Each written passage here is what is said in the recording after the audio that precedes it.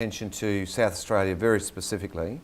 How do you see the South Australian economy and in particular the budget this year?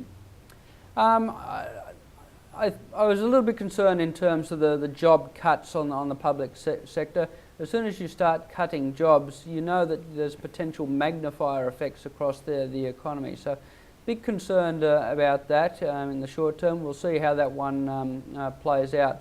I don't think there was the necessity for the South Australian government to go hard in terms of the budget.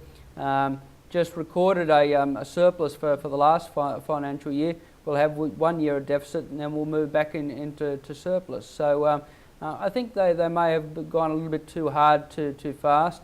And I think they may be surprised by how strong their finances or the government's finances look in coming years. But overall, the South Australian economy is in pretty good shape. You look at the level of debt in South Australia, and it's something like 3% of gross state product. You look at some of the European countries, and they've got debt to GDP levels up around about at least 50%. So some as much as 100%. Some of the states in the US, similar sorts of circumstances. Here in Australia, we've got super low debt levels. We've got this constant requirement, with a AAA credit rating. I was just going to say, we're obviously going to keep the AAA credit rating. Yep. Well, that's good in terms of keeping down the cost of debt. But at the end of the day, governments have got to weigh this up, whether the value's there. Queensland weighed it up and they said, well, look, we're prepared to lose our AAA credit rating to make sure that we're borrowing enough and meeting the demand for infrastructure. So South Australia's in good shape, that the finances are still strong. Infrastructure spending is going to be increased over the next couple of years, and you'll be providing for the growth in terms of population. Because South Australia's population is growing at the fastest rate since 1975. That puts demands on the roads, it puts demands on the infrastructure. You've got to respond to that with higher infrastructure, and the South Australian government has done that. We've got the battalion arriving now, over the next 6 months, but really starting to arrive now. We've got the mining back on track, and hopefully the wine industry will have gone through some terrible times, but at some point that will come out the other end. Are they three key pillars, or education? What do you see as the major drivers in South Australia? Well, certainly in terms of defence and defence spending, that's continued to rise over time, and that's likely to occur, but shouldn't expect that that's going to be an easy wicket, because as a share of total expenses, as a share of government spending that has fallen over time, there are other priorities out there: health, social security, and they're going to get an increasing share over time in terms of the budget. So shouldn't rely on defence spending rising in significant real terms going forward. It may be a little bit more challenging. In terms of the wine sector, there has been a number of challenges. Oversupply, of grapes, low prices, high Australian dollar. But we've got a quality product, and that's certainly holding in good stead. The mining industry is the standout positive area. Strong demand from China. That's going to maintain the case. Relatively high prices, but you've got to keep in the back of your mind a high Australian dollar and what the impact there is. Tourism sector, well, it's got to continue to grapple with that higher Australian dollar, but that's probably more an issue for other parts of the country to a greater extent than South Australia. Craig, you travel Australia extensively. You've got your head in the global affairs constantly. South Australia, how do we rate in terms of, from what you see? Are we kidding ourselves, or are we in really great shape relative to pretty much everyone? Well, we do a State of the States report, and what we do is look at the performance of each of the individual states, and we rank the states. Sometimes we get fan mail from state governments, sometimes we don't. We haven't got any correspondence from the South Australian government. I think for the simple fact is that generally South Australia has been around about third spot or fourth spot in terms of our position. So it hasn't been right at the top and it hasn't been right at the bottom. And I think that's a fair approximation about how the state is performing compared with the other states here in Australia.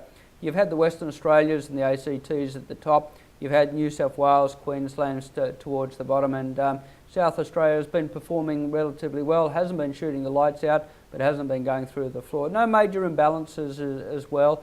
And I think to be middle ranking in terms of Australia, that means that you're at the upper end of the rankings on a global scale because Australia is performing so well. So would it be words to describe South Australia as steady, safe, consistent, reliable? They're the kind of words that you would use as a banker? Yeah. I think all those words, sort of are applicable. In terms of investment, perhaps that's not the sort of image that you want to get across. You want to get across, here's a state which is moving forward. Yep.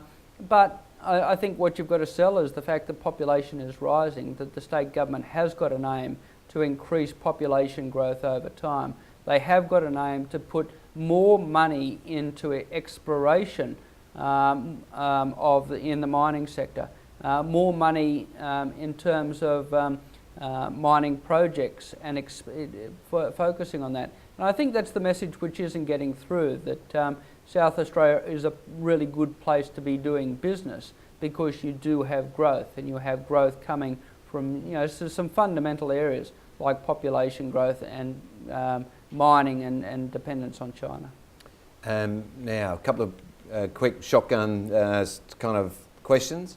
A Reserve Bank, what's your prediction for us peaking out on rates based on today's information? And when? Currently the cash rate's 4.5%. We're looking probably 5.5% in 12 months' time. So rates more likely to rise rather than not, and perhaps by as much as 1 percentage point. But we've got to take this as a month-by-month proposition. Got to look at the global economy. Got to look at what's happening here in Australia, because it's a very patchy situation. Australian dollar, have we peaked? Australian dollar, where we're sitting at the moment, it's around about 95 cents. We could get to parity. If it's going to get to parity, it will happen in the next couple of weeks or next couple of months. If it doesn't get there over that period of time, it's probably not going to get there because everything is holding in its favour now. Over 2011, currency is likely to weaken because United States, Europe probably will lift interest rates over the year, stronger economic growth. That's going to reduce some of the attractiveness of Australia. Best place to put money, property or shares? Look, I'd be saying 50-50. I'd be saying... come on, you've got to back one. You've got to put some money in. I think it's always the case you're going to find the right property, and then the right share.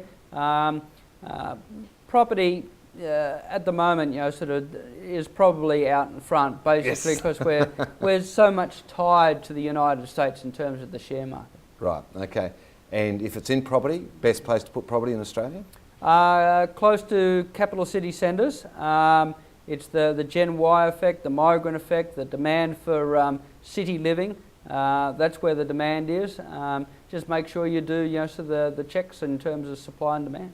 Hard to predict the future, but about 8 months ago we had you on the show. What's changed in the last 8 to 12 months? The global financial crisis is over. We're in the recovery process, and now people are worried whether the recovery is going to hold. There's always going to be something that we're going to be worried about, and that's where we are at the moment. But Australia, keep on keeping on, so that's not a problem. But the focus is still globally, and we have this multi-speed global economy where Asia's performing well, United States and Europe, sort of performing less well. Final tip from Craig James. Never forget the fundamentals. The fundamentals are fundamental when you're doing your research. Supply, demand, when it comes to property, that's what you've got to be focusing on. Do your research in terms of that. Can't go too wrong. Craig James, Chief Economist, CommSec, thank you very much for attending, and hopefully we'll see you back again shortly. Yep, sure. Thank you.